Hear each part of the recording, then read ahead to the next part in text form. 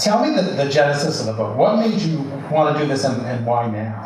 Well, it actually came off a dare. I had written my 2 one-man shows, To Bitter and Back and Musical Comedy Horror, and I was trying to get it done in Chicago. And I have a friend that I work with who's a general manager for theater, like Broadway theater, she lives in Chicago.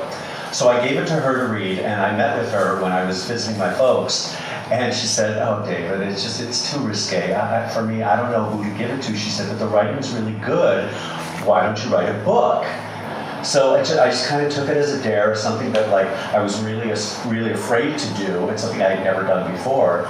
And I just put on my little cap and my little pants and went over to the coffee bean up here every morning. I would see Brad there every morning, nose to the grindstone for like 8 months.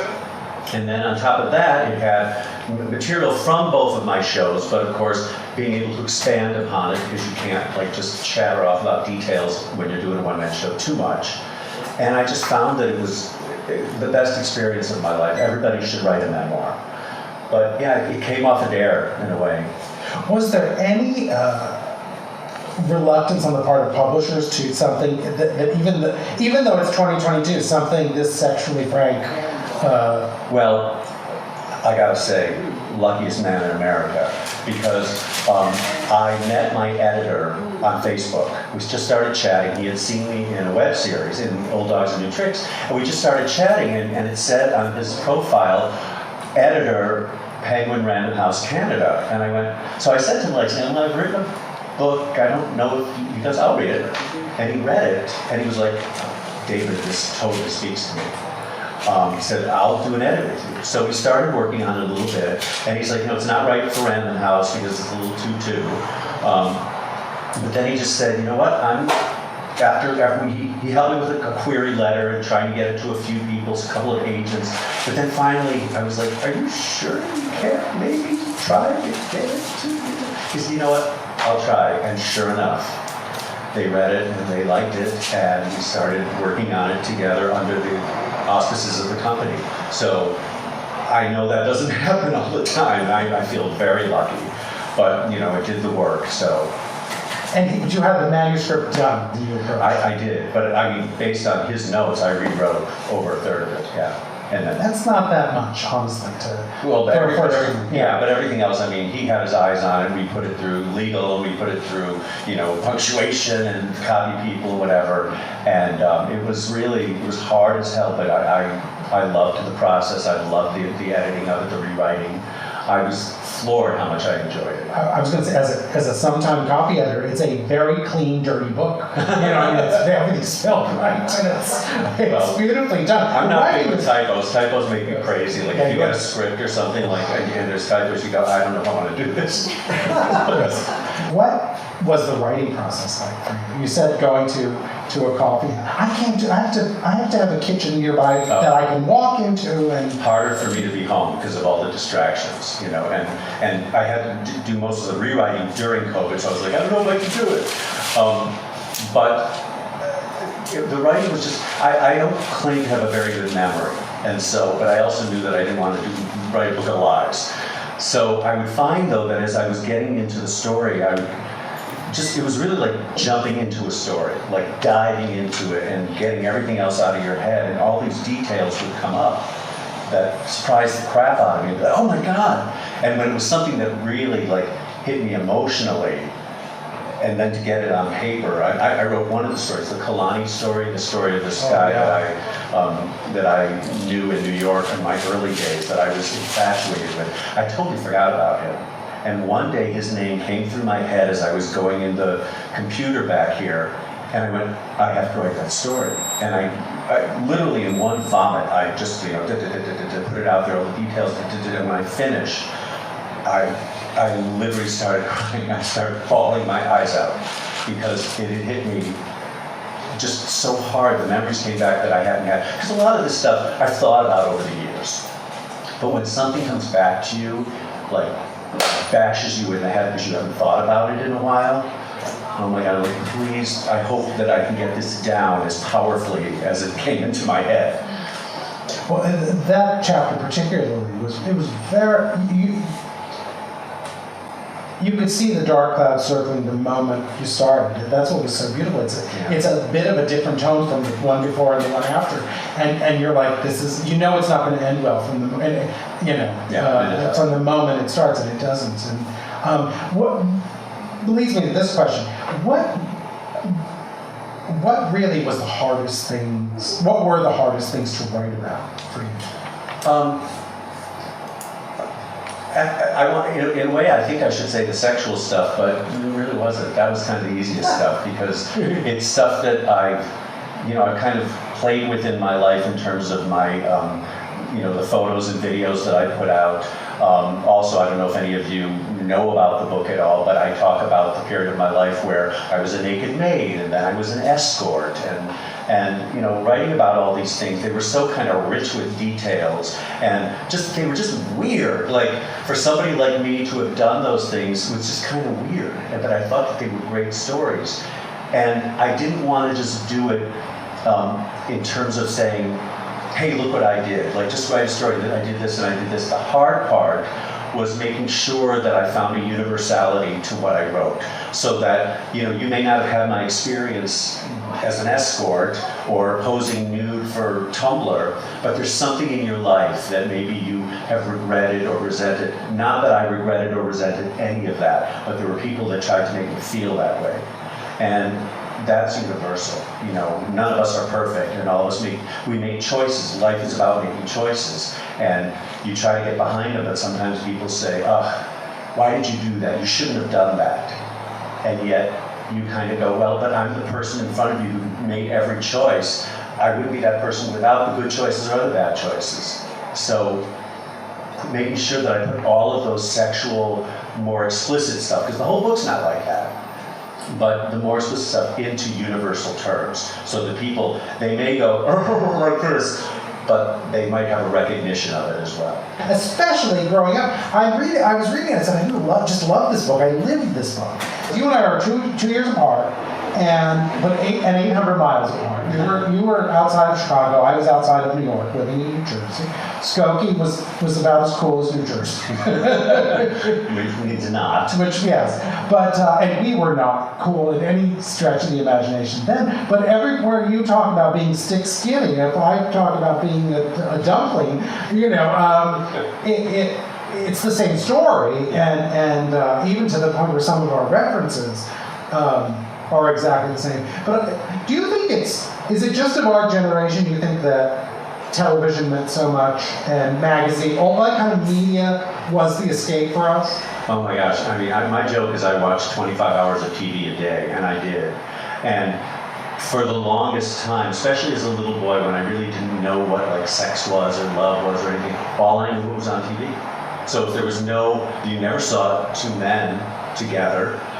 You always saw people, you didn't see nudity. There was a lot of shame on TV back in the 60s, and as a little boy who felt so much shame about my body, my sisters, making fun of me if I took my shirt off at the beach, and they'd be like, woo, woo, woo, woo, and, and I'd be like this, and I'm just this kid, I don't understand what's wrong, And on TV, it didn't help because TV was so wholesome, and so I couldn't get the answers to those kind of dirtier questions in my mind. There was nowhere to go.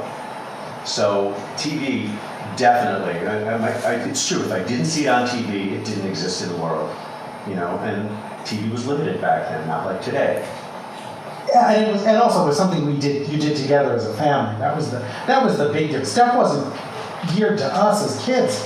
So we were watching the same things our parents were watching, and I don't know about you, I'm sure it was you too. You're explaining things to your parents. You're watching All in the Family and explaining things to your parents, and you're 9, and you're whatever, 6. Well, I was a smart little kid, so I actually did. Yeah, there was a lot of this is what that. I remember watching Mom, and I said, and I was way too young to know. I said, it was a manic depressive episode, and they talked about how impulsive she was, and I said, they're going to have sex on the kitchen table. And my parents were like, that is not what that means, and I was like, it was. That's exactly what it was. We knew better. But we knew better, but TV was the way out, and, I think we knew we had to get out. The one thing I have to say is the Gentile counterpart to your book was, we didn't go to camp, so camp was not a thing. But when the phrase you used to get out of it was, that's okay. Made me laugh out loud. I went to an overnight camp, Habonim Camp Tavor. And the story's in here, so I'll do very truncated version. And lots of kids go to camp. I don't know if you hated it as much as I did, but I hated it. And by the end, I went for the first year, hated the first 4 weeks, and suddenly, like a pod person, I had drunk the Kool-Aid. I was like, I love it here. Couldn't wait to go back. Set foot the next year, I'm in hell. I don't want to be there at all. Comes the third weekend with my parents coming for family day. My bags were packed. And my mom said, where do you think you're going? I'm like, we're coming home with you. So the woman who owned the camp was good friends with my mom. And she's like, would you talk to him? So, I didn't play sports. I didn't play any of that crap. So she brings me back and she's like, Marcia, take him home. And my mom's like, why? She said, because he said something that I had nothing. She's like, well, what did he say? He said, camp is an outdoor place, and I am an indoor person. My mom was like, get in the car. I couldn't relate more. I have to say, But that was the thing. When you don't do the typical things, when you're the kid, it's like, I don't want to get dirty. I don't want to fall off that. I can't climb the top of that rope. Are you kidding? All of those things. It's hard. But I did the typical things in that, I was a good student and I was on the student count, all that stuff. Yeah, me too. But inside, I was a little slutty boy who wanted very badly I was looking at the underwear ads in the back of GQ. I was looking for After Dark magazine, all the things that and just so subversive about it all. Throw them in a box in the closet, close it up, and don't make sure nobody sees it. That that's just shameful. The idea of kissing a boy, the idea of even getting near somebody in a affectionate way. There's a very sweet story here that I won't go into, but about the first time I kind of almost seduced a boy, but I didn't know what I was doing. It was I kind of hated myself. I hated my body. I had this big furry hair, Greg Brady, and a big honking nose. And, the shame that I felt about myself was just palpable. And I brought it with me into high school, into college, into early New York days, until I started building myself up. And then that brought a whole other low self-esteem thing where all my self-esteem was in my biceps. And, my talent didn't matter, my personality didn't matter. It was all about love me, love my body. And so I had a long journey to go to kind of get over that. Well, I couldn't stay there. I couldn't stay there and really explore what I wanted to explore. New York was the perfect place for me. But getting there in 1982, when the AIDS epidemic is starting, was a whole nother kind of fear and shame. And the thing about that, though, was, some people are like, well, what was it like in New York in the 80s? You guys know. Yeah. It was wonderful, but it was horrible. But the good thing is that in the horrible stuff, because, Mayor Koch didn't do a goddamn thing, Ronald Reagan didn't say the word AIDS, we had to do it ourselves. So we were the ones who the community put their arms around each other.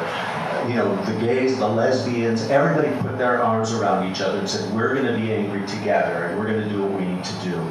So in a way, it was a really great time to be in New York because we still had fun and we still explored, every night at Uncle Charlie's downtown, looking at all the pretty boys who didn't want me because I thought I was so ugly. But even that, it was kind of exciting. It was kind of dreamlike in a way. I really hate to say this, but I warn you, I've got my boxing gloves on. We all have sex. More than half the population has vaginas. The rest have penises. That's all we're given. Yes? Many of us watch porn. Admit it. Even the crazy Christian fundamentalists do. In a study by the Journal of Sex Research with stats provided by Google and Pornhub, the Bible Belt has the largest rate of porn consumption in America. They watch. Not all of them, of course, but I'll bet a lot who don't want to, especially the men. Their desires are so covered over in layers of bullshit and guilt that they don't even know that they want it. And I'll wager 90% of the anti-gay ones are closet cases. They're more obsessed with what goes up my asshole than I am. And then there are the evangelical hypocrite lawmakers who would never watch porn, but they're busy passing legislation to punish old people, women, African Americans, gays, trans people, you name it, which is even more obscene. How Christian is that?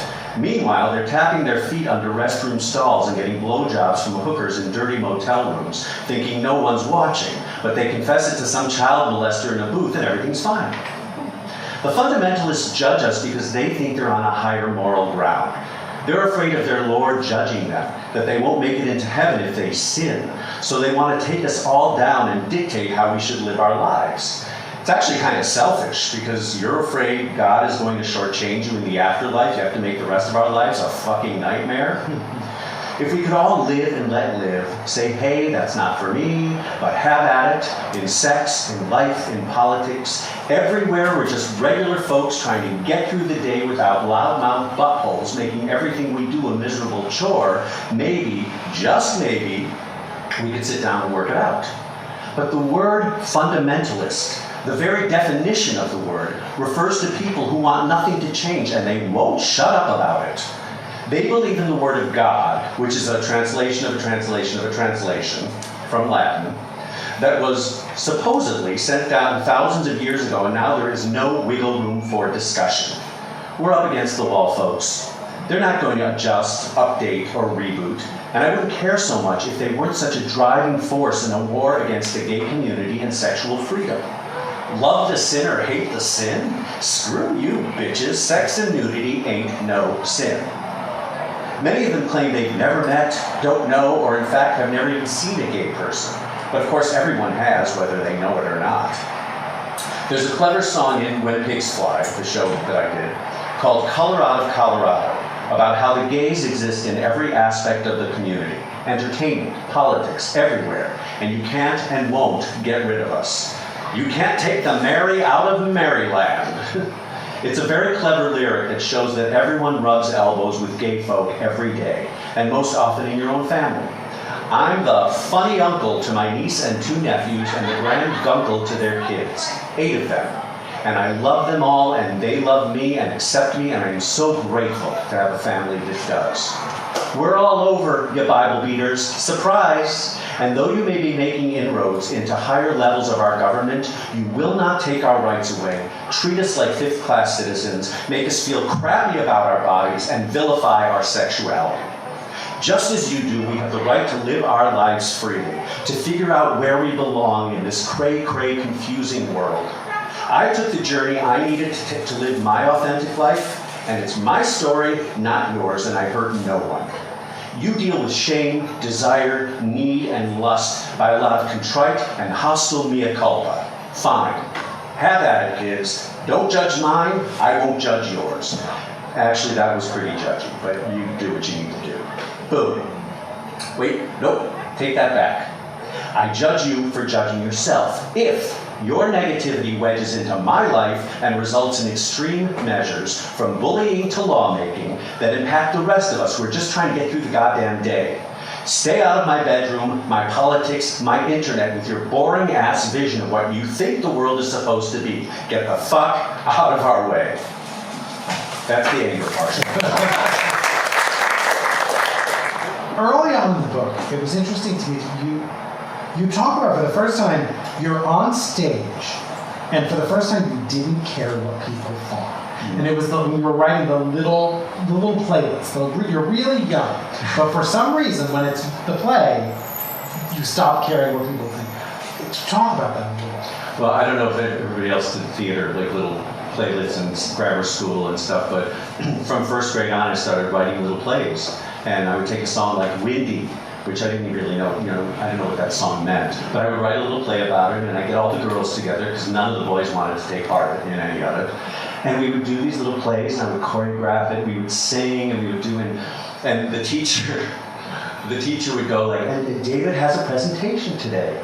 And you could hear like stray little male voices going, oh shit. Like, sorry, I can't entertain you. But I didn't care. I did not care at all. I was like, I loved that I was expressing myself and that I had my compatriots with me. The teachers loved it. I was like, you know, I said I was like a little fake David Merrick back then. I just was a show boy, you know. And I didn't care. And then later on, as people started to beat me up and call me faggot and everything, I started to, you know, move backwards, and I stopped doing my plays. You know, I couldn't do it. I couldn't take the criticism and the anger, and it was just so angry. Faggot! What did I do? You know? I mean, I talk a lot about that kind of thing in the book, and so many of us here have experienced that kind of thing, men and women. And it hits us all a little differently. For me, it kind of put a little bit of a cold shower on my creativity.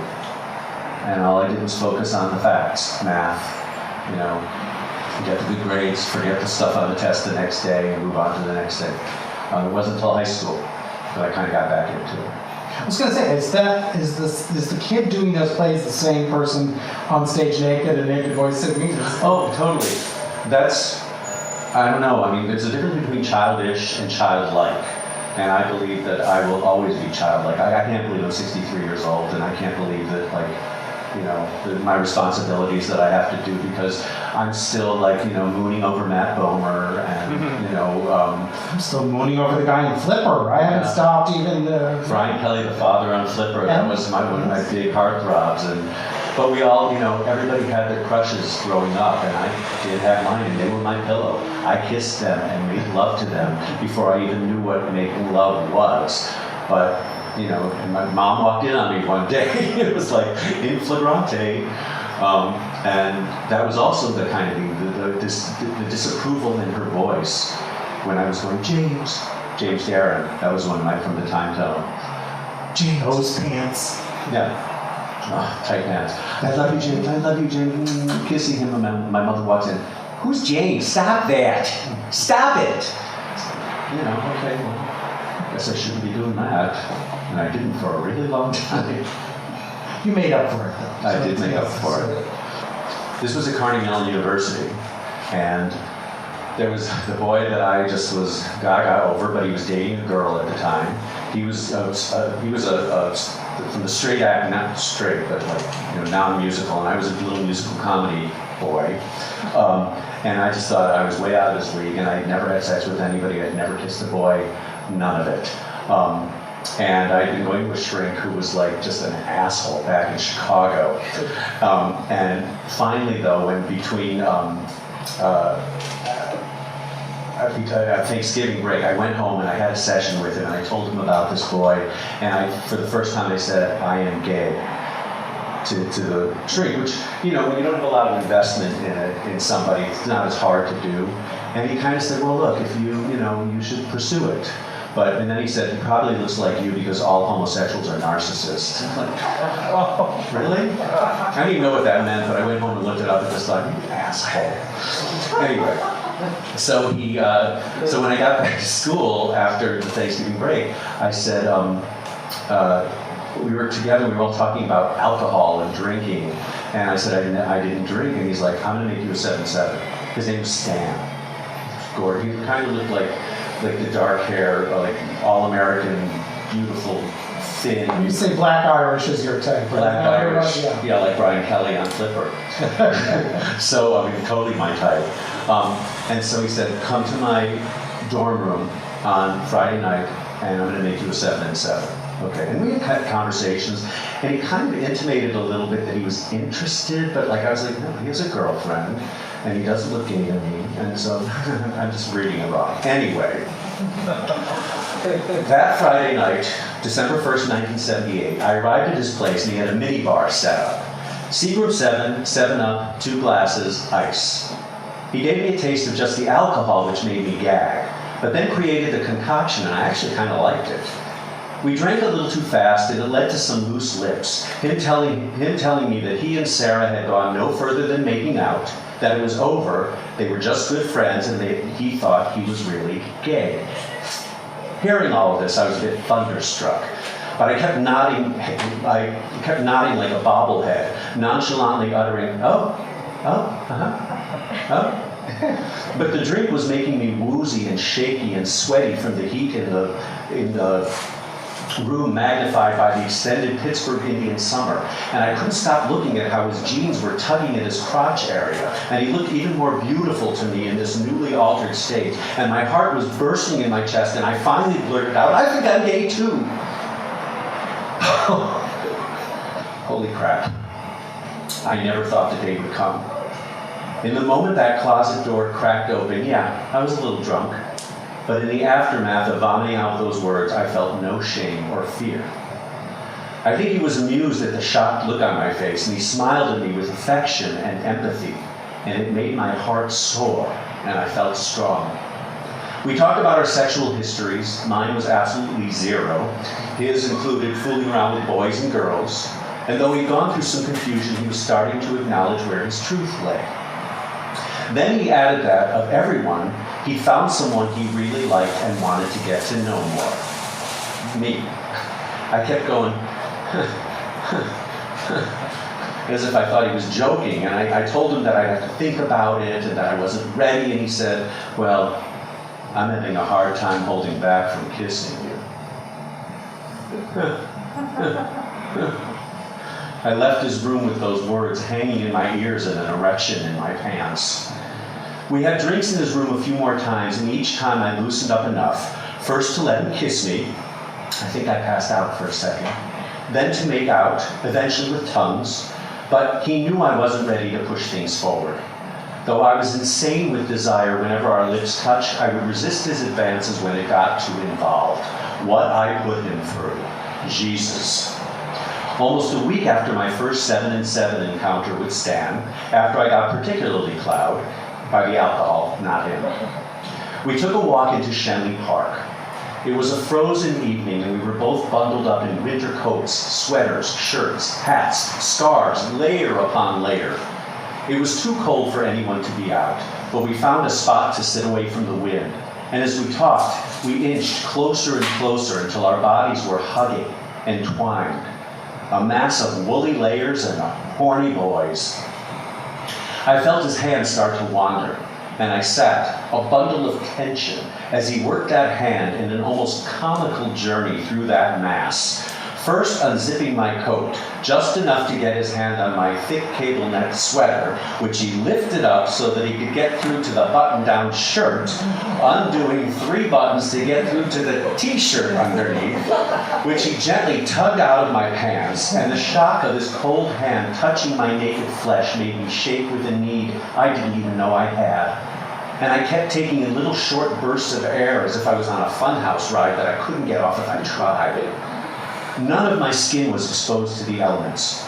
I was still buried in warm layers against the cold dryness of the evening. And he just kept burrowing deeper and deeper and lower, and I thought I was going to die, just die, as he began finagling open my belt so that he could undo the clasp of my pants to get to the zipper, lowering it with care, pushing away the sides of the open fly, gently rubbing his palm up and down the bulge of my Hanes until he pulled down the waistband and let his index finger barely graze the tip of my rock-hard cock, and the instant he made contact, boom! My body exploded from within, and I shot and shot and shot and shot and shot. And he held me close, and I whimpered and cried and felt his hand pull away, slowly retracting back through the maze so that he could wrap his arms around me and just let me be in the ecstasy, emotion of the moment. When the storm passed, we barely said a word as I hitched up my pants and got myself presentable. And he took my hand and we walked back to our respective dorms in total silence. When I got back to my room, I looked for any signs that it had happened, but I could find no dry jizz, nothing from what felt like gallons of cum shooting out of me on any of the layers of clothing. It was the immaculate ejaculation. I think that's one of the naughtiest and most romantic stories I've ever heard. I love that in the book. There's a story in the book about how getting beaten up in when I was a kid, in recess, in gym class, just constantly like getting pushed over somebody who's on their hands and knees, like the Dick Van Dyke Show, falling over. So years later, when I was in acting class, my first year at Carnegie, we were doing sense memory exercises. I don't know if you know what those are, but you kind of close your eyes and tell a story. And so I was telling the story about these kids, and he got down on his knees, and then he came over, and he pushed me over, and I landed on the ground. I was really sad, whatever. Anyway, so I kind of tell the story like a storyteller. So then the teacher goes, "Okay, what were you wearing?" And I went, "I was wearing my brown corduroy coat." And I just started keening because remembering that coat and getting it dirty and everything, it spurred something on in me. And I'm telling you, because I hadn't really processed it, I sat in front of that class, doing one of those things, and it was kind of saying the sense memory of things. When I was writing the book, that would happen, where I would write something, especially about being an escort. There were things that I would write, and then I'd get this image, and I would just start laughing my head off because of some of the really funny stuff that happened. So it opened the floodgates. Just a tiny detail. The stars run deep. That's one thing that I've learned writing this book. Whether it's the kid beating you up, or all the friends you had who died of AIDS, in the 80s. Some of the experiences that I had with people as an escort that went way beyond just having sex with somebody for money. You think about those things, and if when in the quiet moment of your life, it's 2 o'clock in the morning, you're just thinking about things, the scars run deep. You are as affected then as you were back then. Affected now as you were back then. It is amazing the power of our memories sometimes, if you really kind of commit to experiencing it again. And I have found that it has helped me to put away some of my regret, put away some of my shame, to really come to grips with it instead of going, "Don't think about that. That's yesterday." I mean, there are still things about the AIDS crisis that I'm still very, I have a good time, don't get me wrong, but I still use rubbers. I'm still, that's not going to change. When you talk about it in the book, you say, "Oh, I'm crap, it's fine." And you're like, "No, we're still using condoms." I can't, I don't judge people who throw them away. I don't, but I can't do it because all I see is this parade of dead people in front of me. I can't help it. Yes, do I need therapy for that? Yeah, I've talked about it for years. Our whole generation needs therapy for that reason. Yeah. I mean, that was one of the wars we went through. But that's also one of the reasons why I've chosen, as an adult, from the kid who kind of covered up, that I've chosen to be the adult who does this. The photos that I've taken for years, the videos that I do. I have an OnlyFans page. And I'm okay if people say, "Oh, you like everybody else." Well, make fun of me if you want to, but it's such an expression. I handle my OnlyFans page and the photography that I do and the videos the same way I do my mainstream acting, the same way I do anything. Try to find some art to it. If it's dirty, make it really dirty. It's part of me that has always needed to be freely expressed. And it's not for everybody. And if somebody doesn't want it, I don't want them to be there. I don't need people to go, "Look at what you do." I don't need that. But if you're interested, if you're interested in that kind of thing, come to my OnlyFans page or, whatever, my Twitter, and then enjoy it. But I'm not interested in the looky-loos. I'm not interested in the haters because I've heard what they have to say about it. And, 40, 50 years later, when I would have cared, I don't give a shit anymore, So. I was going to say, the stuff that you do on there is very much, there's storytelling involved, even in the most explicit erotic material. It feels very much like you're telling a story. Well, that's part of my whole thing. I mean, if I have an agenda at all, I kind of want to take the ick out of all of this. I want people to go deeper into sex and to think about it and find things that are funny or find things that turn them on. I write stories about some of the photos because I indulge my desires and I indulge my fantasies that way. And it feels so good. I feel like I have no secrets. I don't feel shame about any of it. And in the messages that I get back from people saying, "God, I love that you do this, it makes me feel better about myself," and especially the ageism aspect of it, guys, my age, older, even younger than me, going, "I'm done. I mean, I thought I was done. Nobody wants me anymore, and I don't feel good about myself." And I'm like, no. you're not done. And if you're going to go 80 years old, 90 years old, however long you're going to live, you must spend 20, 30 years feeling like you're done? No. So, I encourage people to don't do what I'm doing. Don't put your dick on the internet if you don't want to. But if there's something you want to do that's not going to hurt anybody, feel a little more freedom to explore it, Just get the stick out of your ass and put something else up there. There's a story in the book about a kid who emails me one day out of the blue. He's in high school, and he kind of came upon me as an actor and then as an erotic model, and he had tried to kill himself the year before. And he said, seeing that you kind of had that one side that was kind of sexual, but then you also you're an activist, because I read your posts on Facebook, and I've seen your face on TV and this and that. I think I can have a real life, and I can use all aspects. He's an artist, he's a singer. And he said, I think I can do this, and I thank you for that. And I'm not going to take credit for saving his life by any stretch, but I got to tell you, reading that letter, which is in the book, made me feel like it's all worth it. Even if it's just this one kid, it's just been all worth it. But we're the first generation of gay men who can be out and old. That's true. The ones before us will die. And, well, there's a lot of ours died as well, yeah. And I think the kids, God bless them that they have the role models and they have what they need so much, but they don't quite.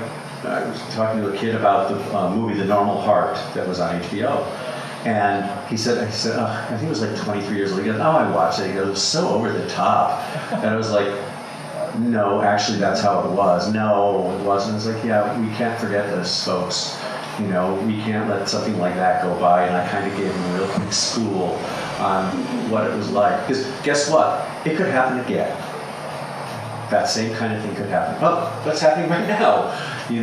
We got to watch out for each other, and we have to educate each other without being, like I did that day. Kind of. Yeah, it's hard not to. I remember when I was a high school kid working in a carpet store, and the guy that I adored who worked there was incredibly flamboyant gay guy who sold carpet, and he walked over to the big boss and put his hand on his shoulder and said, "Excuse me, but I'm going to go out for my lunch now." And it was as if a leper had touched his arm. It was, how can a gay person touch me? And this is before AIDS, which they used it again during, as we all know, it was even worse during AIDS. But I was like, here it is, you're in high school and you're seeing somebody disgusted by the hand touch of someone saying, "Excuse me, I'm going to go for my lunch break now." And there's still that ignorance, in many ways. And so, but the book just has, I've been through a lot of these moments in our history and stuff, and we've lived to tell about it, and it's been amazing. Do you think it's a responsibility to tell about it? Yes, if you can. I believe everybody has a story to tell. Everybody, every single person here has a story that they could tell that would interest and amaze and make us exhilarated with the resonance of it as humanity. Not everybody can do that, but I do think that if you have that in you, even if I'm a banker, I don't have an artistic side, sit down and write something one day and see what comes out. I just think that creativity is so personal, and personal is so different. Every person is so different, and that's what I crave. I crave different voices, different stories. So if you have it in you to do it, I say do it. And I was afraid that my book was going to be too niche to somebody my age, my sexuality, etc. But when I read parts of it to women friends of mine, especially the Escort stuff, they were like, "David, do you know how men make me feel? Do you know how often I feel like a hooker when I'm with a man? It's so great that you took ownership of that. I wish I could do that." It was like, oh, I never thought about that. But even in that, really strong part of the story, where I just thought not everybody's going to identify. There was identification and resonance to people. So yay, that excited me. That made me feel really good. Do you think you could have told this story sooner, or did as gay men, do we not have the cultural capital to be able to tell our stories so graphically? I couldn't do it. I didn't have the guts. It was too was a book. I couldn't admit to any of it except privately, thinking, "Ooh, there's something here. I want to put it out there, but I can't let people know that I was an escort. I can't let people know that I was a naked maid, and I can't let people know that I fisted a guy in a bathhouse." And I can't, the extremes. The other stuff, I was kind of like, yeah, it's sweet, or it's fun, or it's funny, whatever. But the stuff that where I got in my life, I would have had to stop writing the book at a certain point, at Act 1, over, and that's not how to tell a story. I mean, look, whatever happens, I am brutally honest in this book. It is,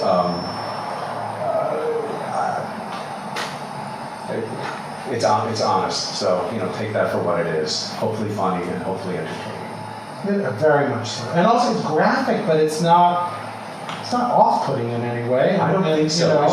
One of the reasons why you get to know me as a child is that you realize that that's the child that grew up to be this guy. And it's fish out of water stuff. We've all been fish out of water, where we put ourselves into situations that we're, don't know if we're going to make it, or it's going to be a little too nervous. But, we've all done it, so I think you'll identify with all this. What would my parents think of it? Yeah. Your mom, specifically. My sister actually asked me that the other day. Because both my parents passed, one in 2017, my mom, in 2019, my dad. And my sister, after reading the book, I said to her, because I told her she doesn't have to read it, there's a lot of family stuff, and she said, "You are an amazing writer," she said, "but we have to talk about it." And she said, "Do you think you would have written this book if Mom and Dad were alive?" And I had to really think.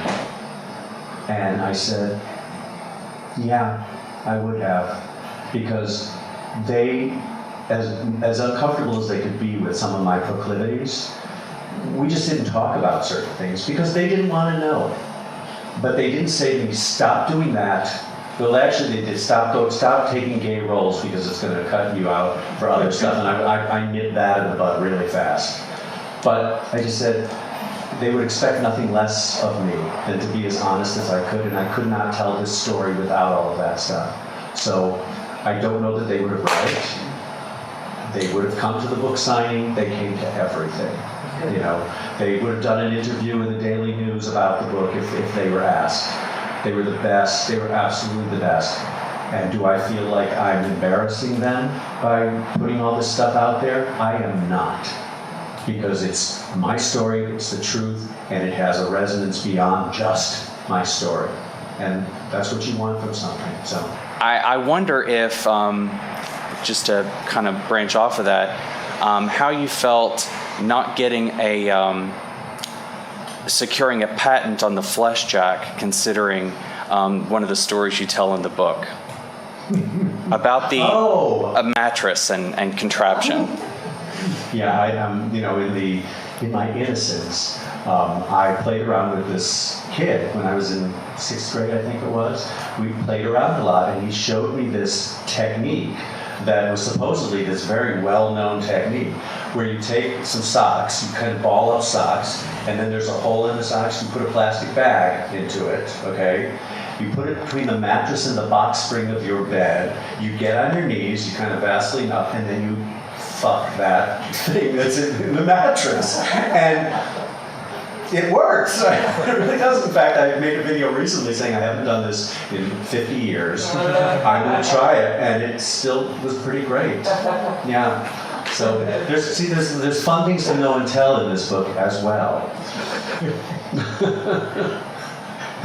A house with that. I know, and I only thought about it. It's like a makeshift flesh jack.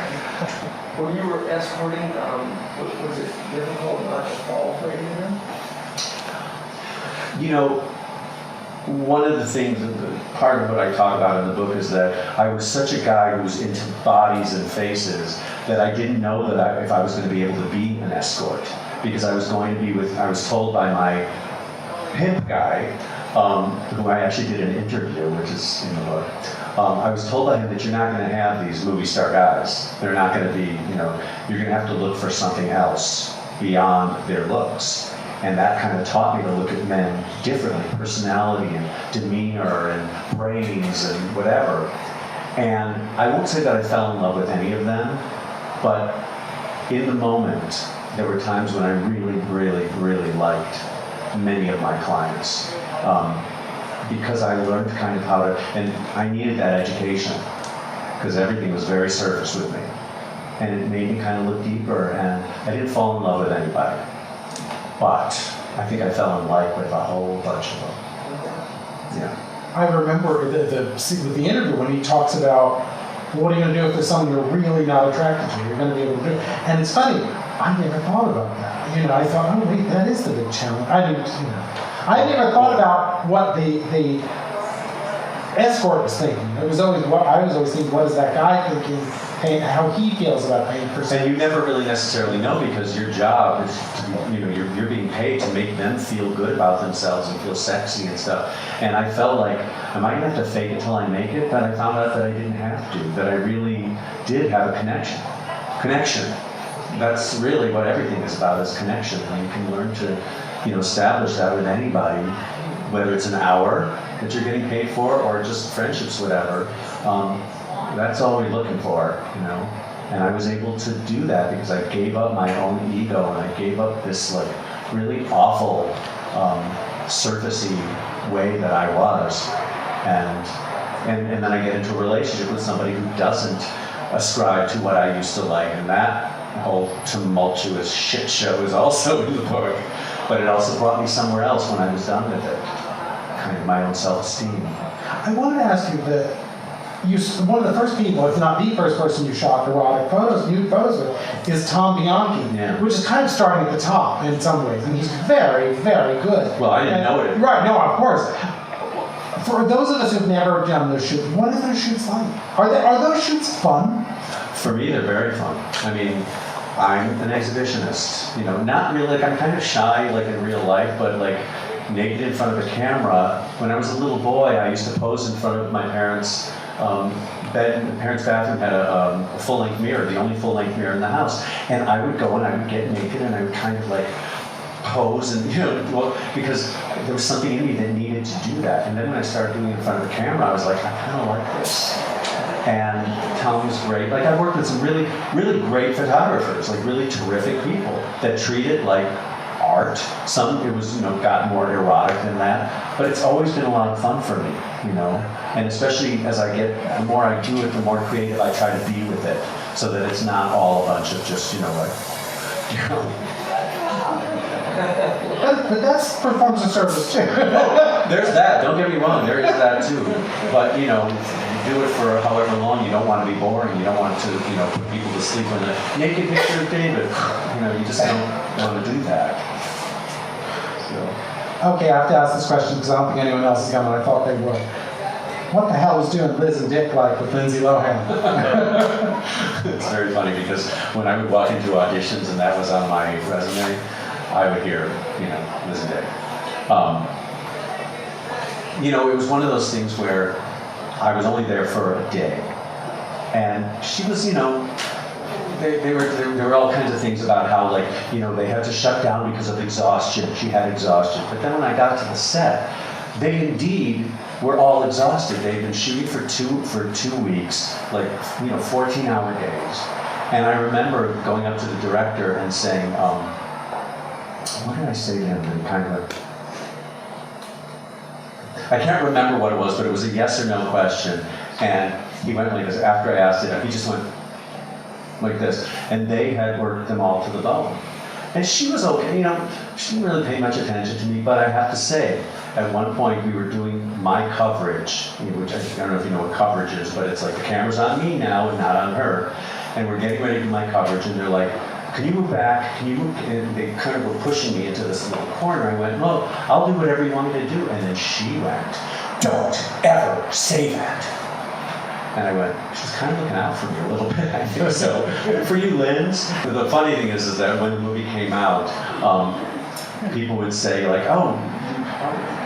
they would say something about they saw Liz and Dick because everybody had watched it. And I went, oh, I was in that. And they're like, really? You were in it? I was like, you didn't watch it till the end, did you? No, because I was in the last 10 minutes of it. People were like, no, I didn't watch the whole thing. Which was better, being in that movie or being a refrigerator, naked on a refrigerator magnet? The refrigerator magnet, I'm telling you, that was a surprise. I walked into a store in Chicago with my sister, the shop that I had in Tom Bianchi's first book. where it's from here to here in front of an American flag, naked. And I'm with my sister, and we're in one of the gay bookstores in Chicago, and we're going to buy cards, you know, so we're looking at cards. And I go up to buy this card, and there's a turnstile that has all these refrigerator magnets on it. There's like drag queens and muscle guys and pithy comments, and then all of a sudden there's this naked guy, and I'm like, oh God, there's a guy naked with, that's me. So I call my sister up, I go, Janet, like this, she goes, why are you pointing at a picture of a naked guy? I said, that's me. That's the shot from the photographer that I did. And she was like, and at that moment, I felt this tug of, I'm embarrassed, but I'm also proud. And I could go either way. And I just went, don't go to the embarrassment, just go, yeah, it's really cool. She's like, okay, if you say so. So I pick it up and I give it to the guy to pay for the magnet. And I went, that's me. And he went, no! Like, as if I was on the cover of Time magazine. I did not go that big when I did that. I lived in Chicago. But he just went this, so he took the magnet out of my hand, he put it in my hand like this, and he goes, this is for you! Free! Like, he just had this, like, really, like, zesty name, kind of thing. And I just went, and my sister started laughing, and he started laughing, and that was literally the moment where I decided to go to the enjoyment and the celebration of it rather than the shame. Literally in that moment. And if it had happened in New York, you would have said, oh my God, it's you! That'll be $7. Truly. Yes. So I wrote first time I had sex with a guy, I wrote his name in a book. And that was going to be my journal of everybody I ever slept with my entire life. And I called it the Book of Lust. So here we go. So this is a song based on that book. Robbie, Lance, Jamal, and Vince. Boy, was he high maintenance. William, Jerry, Sam, and Nick. Rocky, Douglas, Dick. Oh, Dick. He wasn't Richard, he was Dick. That thing was big and really thick. He schlepped out what he had in store and hung 6 inches from the floor. Erect, think of a baseball bat, and then imagine 3 times that. We spent our nights together trying hard to make it fit. After our 3rd date, I couldn't walk, I couldn't sit. And then misfortune ran amok, a horrifying moment, a catastrophe. The final straw, he thrust and oops, he broke my jaw. Larry, Barry, Gary, Dave, all his pubic hair he'd shaved. Eastside Juan and 2 Jose's, that was in my Latin phase. Jordan, Colin, Dirk, and Hunts. Sue, I had to try it once. Famous movie heartthrob, who? Sorry, but I can't tell you. But the year he won his Golden Globe, I met him backstage in his robe. He shook my hand without disguise. The terry cloth began to rise. He licked his lips. The next thing, boom, I'm on the couch in his dressing room. He became my bottom boy, and I was his top gun. It was risky, just impossible, but really lots of fun. I signed a contract to agree to confidentiality. I say his name, I go to jail, but I swear it's not an old cocktail. Relax, those last 2 stanzas are a fantasy, don't go sicking the lawyers on me.